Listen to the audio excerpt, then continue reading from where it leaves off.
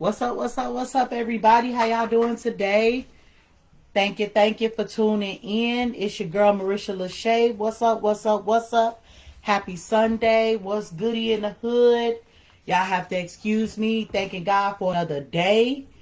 First and foremost, I know you probably thinking, girl, what are you doing this afternoon? I'm on at 3 today. However, I'll be back to my scheduled program. This break then got me all in the loop of I'm coming on at different times, but it's always good to get before you guys and to check in and to do what I do. So with that being said, let's come on in. All newcomers, all old comers, thank you guys for your support.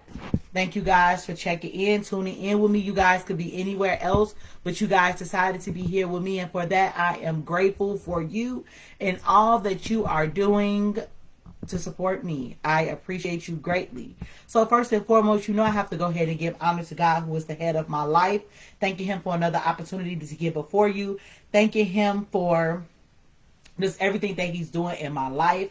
Blessing me with new opportunities, giving me a new outlook on my life, giving me new vision and where I can keep leveling up and upgrade my life and what I have and using my gifts and all that good stuff. I'm also happy for that amount of rest that I got and just the willpower of getting things done. Meanwhile, let's go ahead and move on. Let me go ahead and provide the overview of what the actual breakfast show with Marisha LaShay is all about. First and foremost, I thank you guys because I am the host of this amazing show. You know, man, I have a lot to definitely be grateful for, but I also just want to begin to explain what this show is about. This show is about me. This show is about you.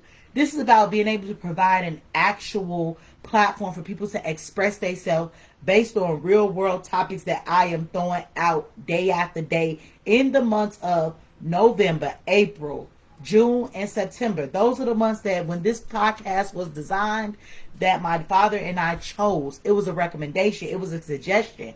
And I ran with that suggestion, and I thank my father for pushing me to actually produce this, to be able to create this, to be able to pick the platforms, to be able to write, to be able to explore and to learn.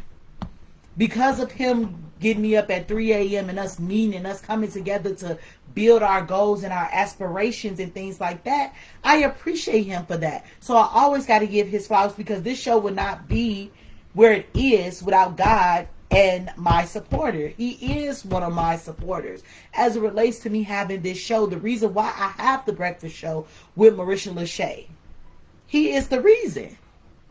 Besides giving me the, the oomph and the push to believe and to trust and to go do it. It's because of that man. And for that reason, I'm celebrating 2 years in the podcast business. November 2020 is when this journey began for me. I didn't know nothing. I had recorded my first video in the bathroom, okay, of a hotel because we were celebrating my son's birthday when the first season kicked off, when my first episode kicked off. It was 5:30 in the morning.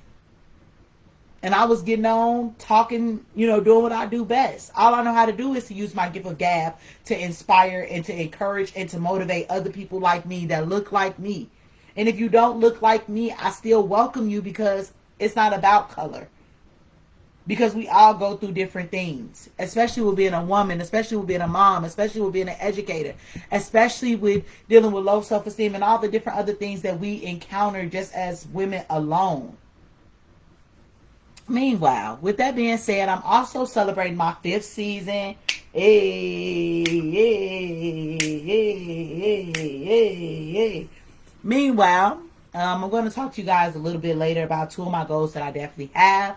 But what I would like to do is go ahead and share that today is day 27 of the breakfast show with Marisha LaShay. We have the countdown of 3 more days. Do you hear me? 3 more days in this thing. 3 more days. 3 more days. That'll mean that I'm going to stop going live. I'm definitely picking up a new trend and going to be dropping more as it relates. I done picked up this whole new thing of paying tribute to all the Greeks. So y'all see me in December and y'all see me for the holiday. Y'all going to see me. And I'm going to see y'all. And we're going to see each other. And we're going to get it cracking. Meanwhile, I would like to segue into my next part of the show, and that is when we actually check in with ourselves mentally. How are we feeling at the beginning of the day? And what is happening with us?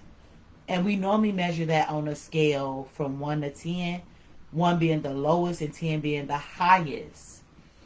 The best time of your life and the highest that you feel in your life at the moment. So for me,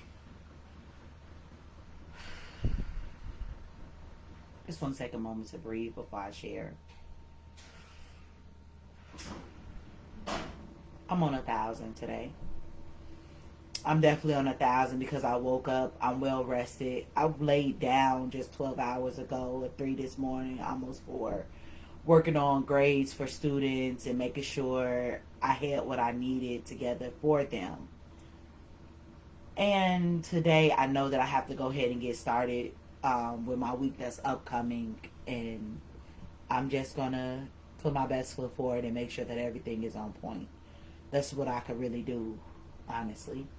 So with that being said, go ahead and drop them comments for me. Appreciate you for tuning in, and definitely dropping them comments and sharing. You do not have to share if you don't want to share. That's if you feel led to share. That's totally up to you. Meanwhile, I have to go ahead and jump right on into what the message is for today. And the message is never stop learning. Let's examine the VARK motto. Okay. So today I'm going to be talking to you guys about the different types of learners that we are and that you can be. There are 4 types of learning styles explaining the VARK motto. And the VARK motto goes a little something like this based on this article.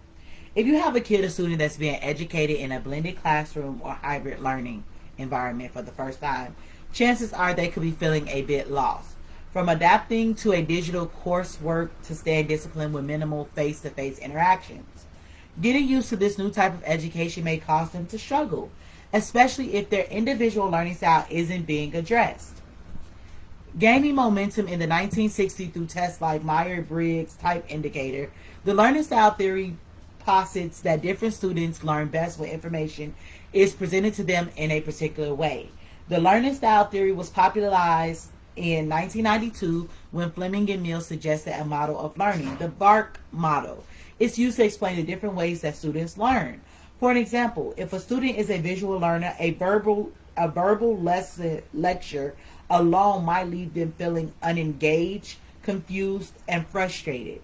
While some critics doubt the efficiency of the learning style theory, its popularity in schools today makes it a topic well worth paying attention to, specifically if some of your students are having a tough go at retaining information while learning remotely. Understanding individual learning styles are important for both parents and teachers to consider, as your struggling students might need coursework uniquely presented to them to effectively absorb the material. However, we recognize there isn't a one-size-fits-all approach when it comes to education. Students may benefit from one or all of these learning styles depending on the subject or information being presented.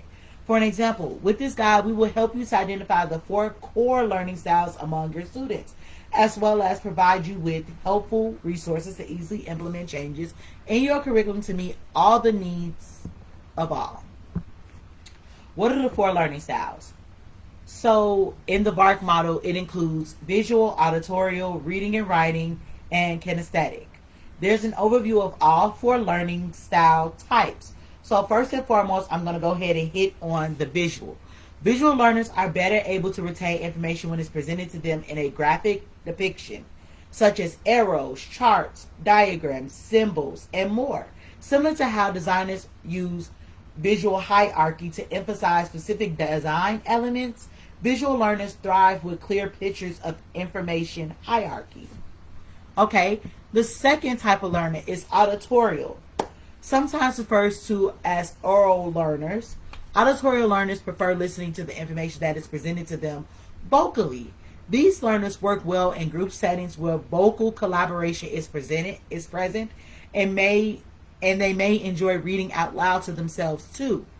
Reading and writing, focusing on the reading word, Reading and writing learners succeed with reading information on worksheets, presentation, and other text-heavy resources.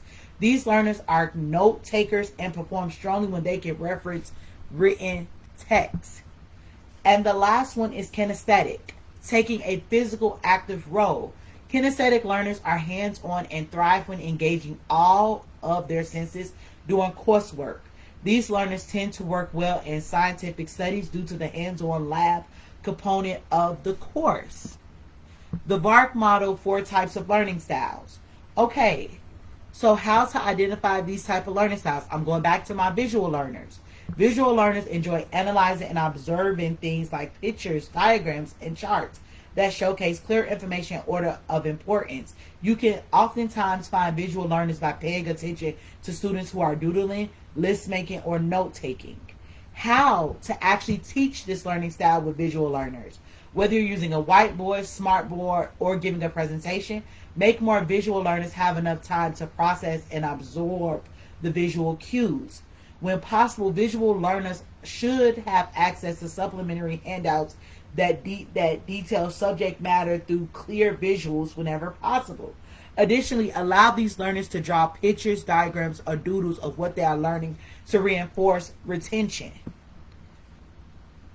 So draw shapes. With the visual learning activity, your child will be introduced to how to draw shapes that represent a code. Then they could execute the code with, maybe like a robot or something, which is perfect for visual learners. Your students will be able to hand draw their very own robot to showcase their programming skills. All right, how you teach or how do you identify auditory learners? Auditory learners prefer learning subject matter that is presented through sound.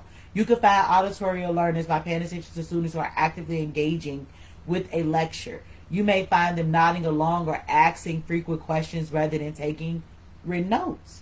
Additionally, these learners might read slowly, read out loud to themselves, or repeat things you tell them with retention. How to teach this type of learning style? Auditory learners.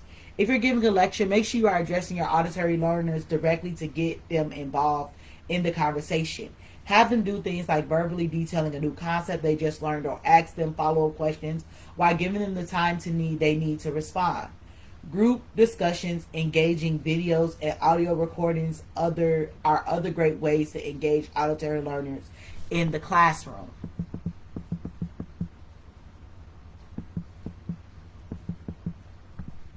So, you might use a couple auditorial things like creating a sound of their voice, like bubbles, or, it's just different things that you can actually do. You can actually have a video for your auditory learners that you may have recorded yourself, but they can actually tap into it and listen to it over and over and over and over and over and over again.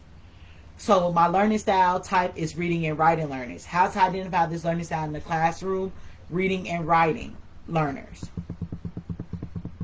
So preferring reading and writing learners are drawn to textbooks, novels, articles, journals, and anything that is text heavy.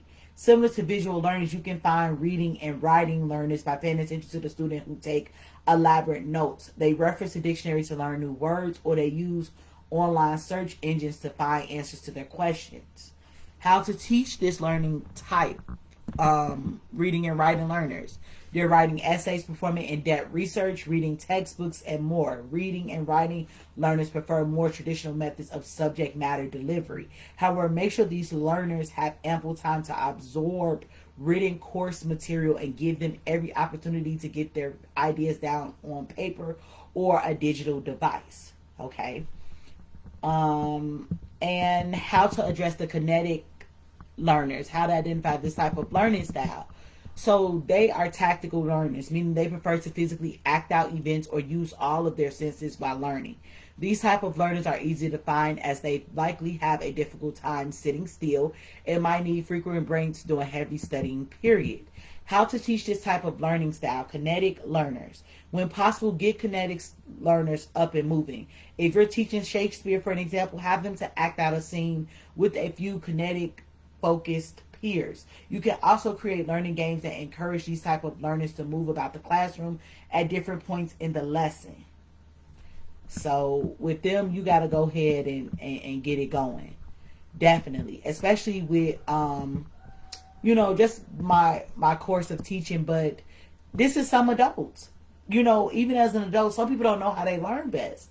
And this is going outside of the classroom. Even though I am an educator, I'm just saying for myself, how do I learn best? I am a combination of a few, especially with science being my thing. I am a visual learner because I can have some charts. You know what I'm saying? I love my charts. But I can also be kinesthetic because I have to begin to manipulate certain things if I'm touching it and actually being able to do it. But I'm also going to write it down. I'm a writer and I'm a reader as well. So I'm a combination of all these different things because in science, depending on what kind of science I'm focusing on, that's what's going to shift me to be able to tap into that particular learning style. You learn different based on what you're learning. When I dance, that's kinetics. When I step, that's kinetics, and that's also auditorial because I have to hear what the sounds sound like. If I am singing, I have to actually hear auditorial. If I'm learning the words to a song, that's auditorial. So, yes. With that being said, in closing, I just wanted to go over the model one more time. The VARC model, you have visual, you have auditorial for the A. For R, you have reading and writing. And for the K, kinesthetic. All right, you guys. So I also want you to know that regardless of your learning style, you can definitely be a lifelong learner. Never stop learning. You can learn something in the moment. You can learn something over a period of time. You can learn based on using those that particular model. So with that being said, thank you guys for tuning in. I hope that you guys have an amazing Sunday. I thank you guys for tuning in. And yes, you have an awesome week. I'll talk to y'all tomorrow. Same time, same place. Thank you guys so much.